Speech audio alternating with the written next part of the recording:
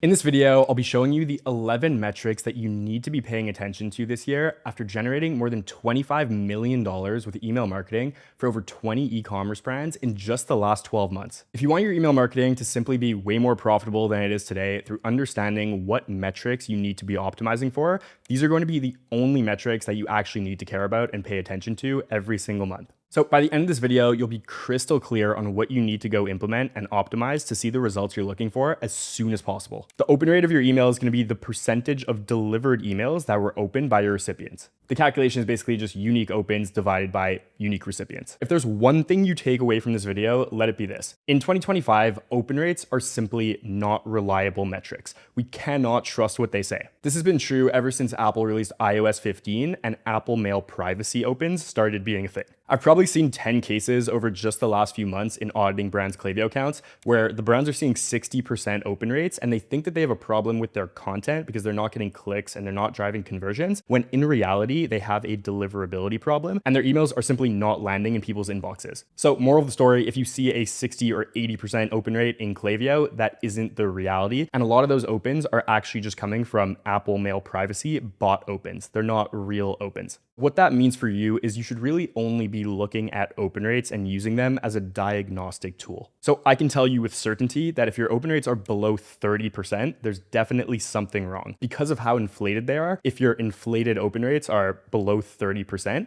then you absolutely have a deliverability problem. But again, with that said, if you see that they're 80%, that doesn't necessarily mean you're in the clear. I'll show you how to know you're in the clear in a second. So if you are using open rates as a diagnostic tool and you see that you're below 30%, what you should be doing to improve your deliverability is starting to send to much smaller engaged segments. Aggressively send your campaigns exclusively to people that really want to hear from you. What that would mean as an example is sending to a segment of people who have opened or clicked on an email from you in the last 14 days. It's going to allow you to see much higher open and click rates. So you might actually see a 90% open rate and a 5-10% click rate on those campaigns. And they're not going to go to a lot of people, but what that's going to do is it's going to slowly start to show the different inbox providers like Gmail and Yahoo and Apple Mail that you are a sender that people want to hear from. And as you do that, each sender has a sender reputation. And every time you send an email that has really good metrics in terms of high open rates, high click rates, low unsubscribe rates, which we'll talk about, then that's a signal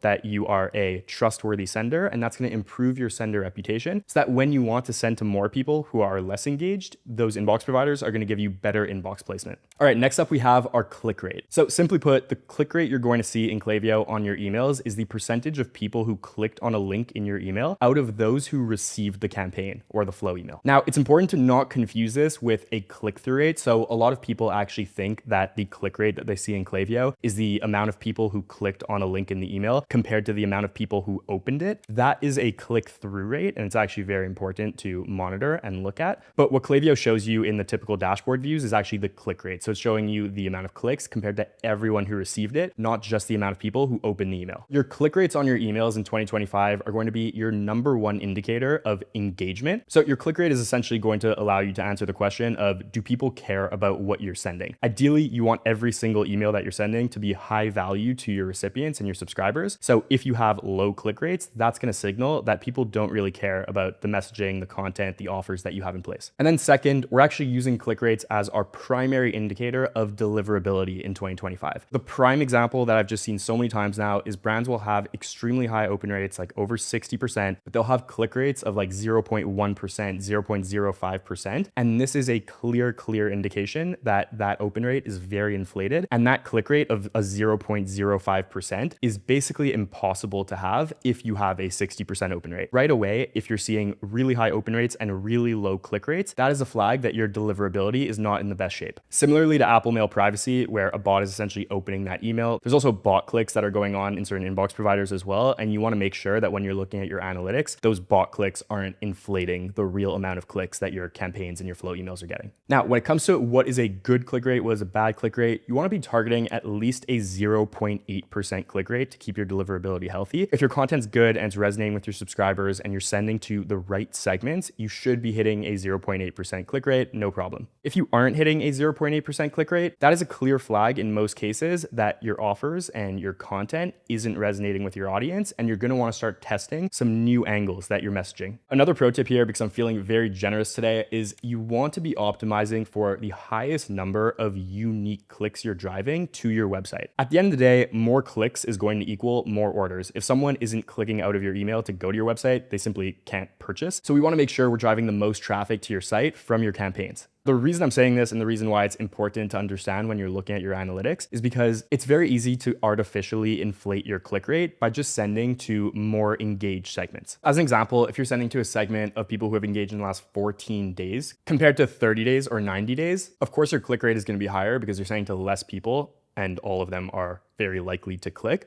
but overall, you're going to get less total clicks and you're going to generate less revenue. At Dispatch, my agency, our philosophy around segmentation and looking at click rates is essentially we want to make sure we're maximizing the amount of unique clicks going out to the website while keeping deliverability healthy. And that level should be at around that 0.8% click rate that I talked about. Next up, we have our placed order rate. So our placed order rate is going to be the percentage of recipients who placed an order after receiving a specific campaign or flow email. Now, what's really important to understand about our placed order rate is it's going to be extremely low for our campaigns, and that's normal. At the end of the day, if you're sending multiple campaigns per week to tens of thousands of subscribers, the amount of people who are going to buy from any given campaign might only be 0.1% or 0.2%. And that's not a bad thing at all. And each campaign might have a higher placed order rate, but ultimately, if you're sending more campaigns with a lower placed order rate, that's going to culminate in more revenue, which is our ultimate goal. So when it comes to campaigns specifically, we'll talk about flows in a second, you want to make sure your revenue is your North Star metric. It's our ultimate KPI that we're looking at. So when you're looking at your campaign results over the last 30 days, sort by revenue and don't pay too much attention to the individual placed order rate from each campaign. It's really important to understand how attribution in Klaviyo works. So the default attribution window when you create a Klaviyo account is going to be 5-day open and 5-day click attribution. And essentially that's going to mean that if someone places an order within 5 days or opening or clicking on an email, then Klaviyo is going to attribute the purchase and the revenue from that purchase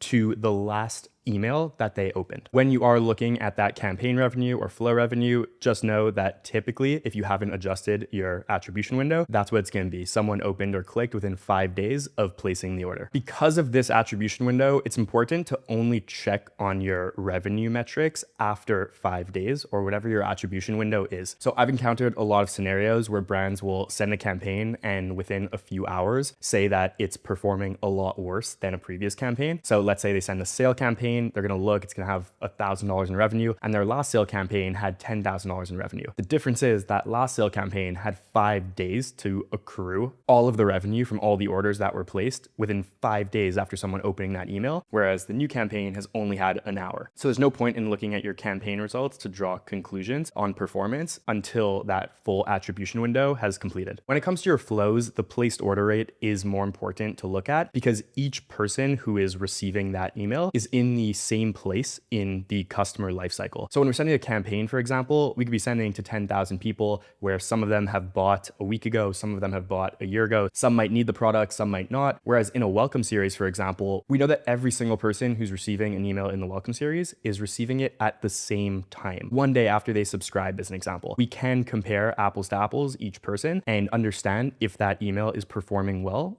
based on the placed order rate of the email. Abandoned cart flow, same thing. We know that everyone's receiving that email 4 hours after they abandon their cart. Within our flows, that placed order rate is our North Star metric. So campaigns, we're looking at revenue to optimize, and flows, we're looking at our placed order rate. Next up, we have our unsubscribe rate. Your unsubscribe rate is going to be the percentage of recipients who received a given email who then unsubscribed after receiving the email. The way that most people are going to unsubscribe is by clicking the unsubscribe link that's in your footer of that email. It's important to pay attention to your unsubscribe rate every month because if that is increasing, it's just a signal that there is a misalignment different between the expectations that your subscribers have and what they're actually experiencing. Those expectations might be receiving one email per week. It might be receiving emails about specific things that they care about. So let's say you're a fashion brand and you're sending emails about women's clothing items to men. That is a difference and a gap in what they're expecting and the reality. And that's ultimately what's going to cause people to unsubscribe from your list. I've seen so many cases where brands have high unsubscribe rates and they think that they're sending too many emails, when in reality, they're just not sending the right emails to the right people. And when they cut back on sending emails because they think that's what's going to help their unsubscribe rate, it really hurts their ability to generate revenue. Ultimately, your unsubscribe rate is going to be very different between your campaigns and your flow emails, but account wide, you should be seeing an unsubscribe rate of under 0.2%. If it is above 0.2%, then that is a signal that there is that misalignment happening. And the way that you're going to want to reduce your unsubscribe rate to improve it is, number one, you're going to want to make sure that you're sending campaigns at a consistent cadence. If someone's expecting one email a week and then all of a sudden you send 3, then that's not great. If you send 3 emails a week and then you take 3 weeks off and then hit them with another 3 emails for a promotion, that's not good because they've already forgotten about the brand. So when you reappear in their inbox again, they're more likely to unsubscribe. For that reason, keeping a steady cadence of at least 2 campaigns a week is super important. With that said, you want to make sure that you're not sending too frequently. So if, let's say, you're sending 2 campaigns a week and you up it to 3 per week and you see that unsubscribe rate climbing, you're going to want to look at where those unsubscribes are coming from specifically to identify if it's certain content that's being sent or if it's campaigns to a certain segment that's causing those high unsubscribes. But it is possible that you're simply just sending too many emails for what your list is looking for. And then the final thing you're going to want to make sure of, because I see this all the time, is you want to make sure you're avoiding overlapping emails that are being sent from campaigns and your automated flows that are sending at the same time. The way you're going to want to do this is by utilizing the Smart Send or Skip Recently Emailed Profiles feature within Klaviyo to ensure that the same recipient isn't getting too many emails at the same time. I very often see that this is not done, and the result can easily be 3 or more emails that are being sent, like a browse abandonment email, an abandoned cart email, a campaign, all sent within the same day, which is ultimately just going to get most people to unsubscribe.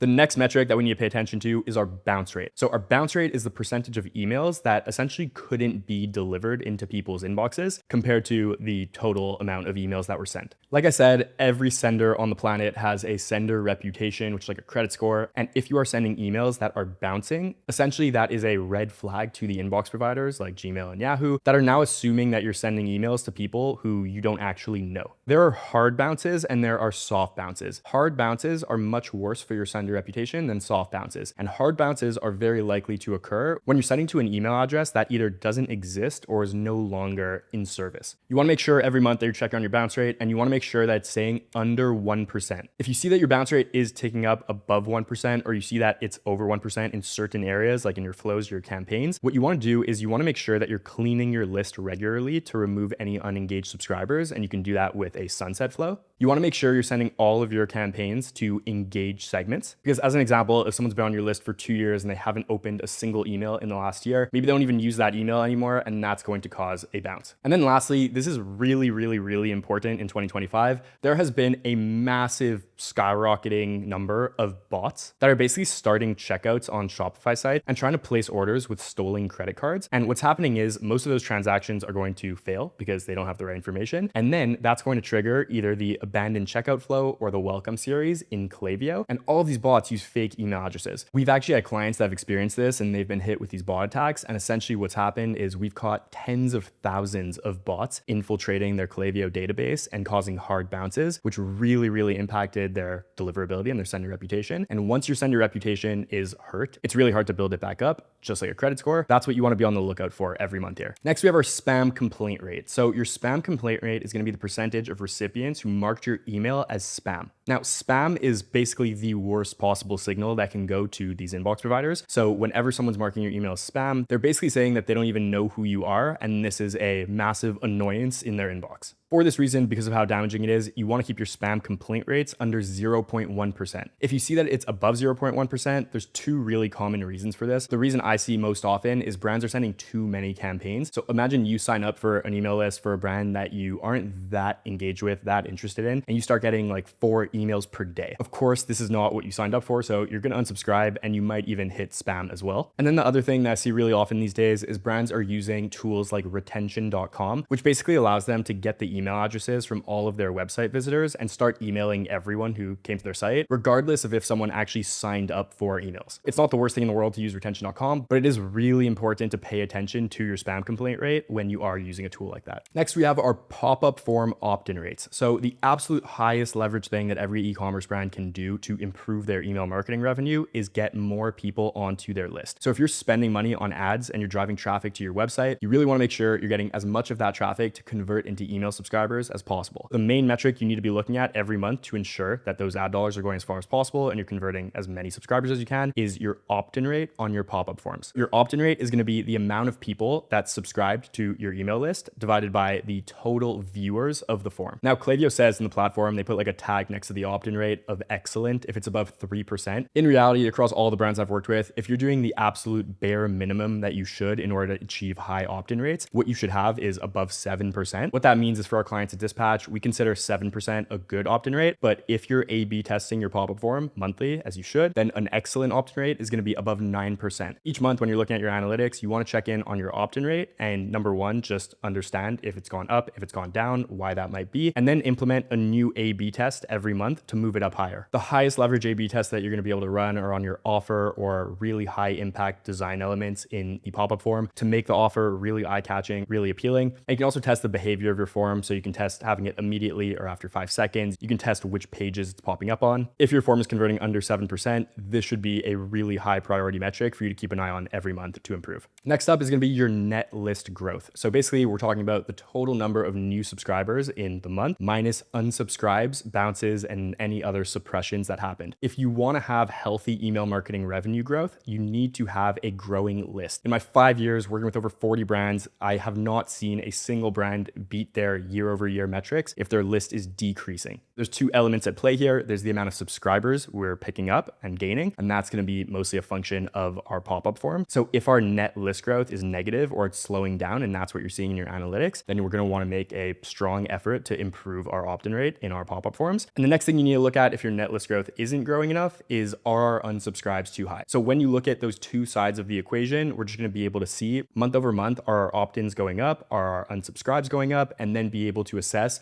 where we need to take action. I want to talk about 2 really advanced analytics that you should be paying attention to every month to really help grow your business. The first one is going to be your A/B test analytics. So within the experiments tab in Klaviyo, you're going to be able to keep track of all of the experiments or A/B tests that you're running across your campaigns or your flows. And every month you want to make sure you're checking on the results of the A/B test that you ran on your campaigns and your flows in the previous month. And based on the insights from that data, you want to make sure that you're putting a plan together for your next A/B test. Every single month, you want to make sure that you're A/B testing really high leverage elements across your campaigns and flows and pop-up forms in order to consistently improve these key metrics that are genuinely going to help you grow a ton of profitable revenue. The final metric I want to clue you in on is the prospect to first time purchase conversion rate. Like I said, you're spending all of this money on paid ads. We want to make sure that those paid ad dollars are going as far as they possibly can. Now, we talked about your pop-up form opt-in rate that you need to make sure you're optimizing every month. But if your list is growing and people aren't actually purchasing, then that list growth is really just a vanity metric. What we really care about is turning the most amount of site traffic into actual first time purchasers. Your prospect to first time purchase conversion rate is exactly what it sounds like. We're going to look at all of the new email subscribers that we gained, and we're going to look at how many of those subscribers actually went on to convert within the first 30 days of joining the list. This is such a high leverage metric to pay attention to for our clients because we can analyze how efficiently we're converting new prospects into first time customers and making sure that that return on ad spend that's going to get traffic to the site is as good as it can possibly be. All right, now knowing your metrics is important, but if you haven't implemented all of the core flows that you need to have active inside of your Klaviyo account, there's a really good chance that you don't even have the metrics you actually need in the first place. So click right here to go watch the next video where I go over all of the email flows that you need to have set up in your account to make the most revenue possible completely automatically, and at the end of the day, have a much lower customer acquisition cost and higher customer lifetime value. So if you're genuinely serious about making email marketing one of your top performing revenue generating channels this year, I'll see you over there.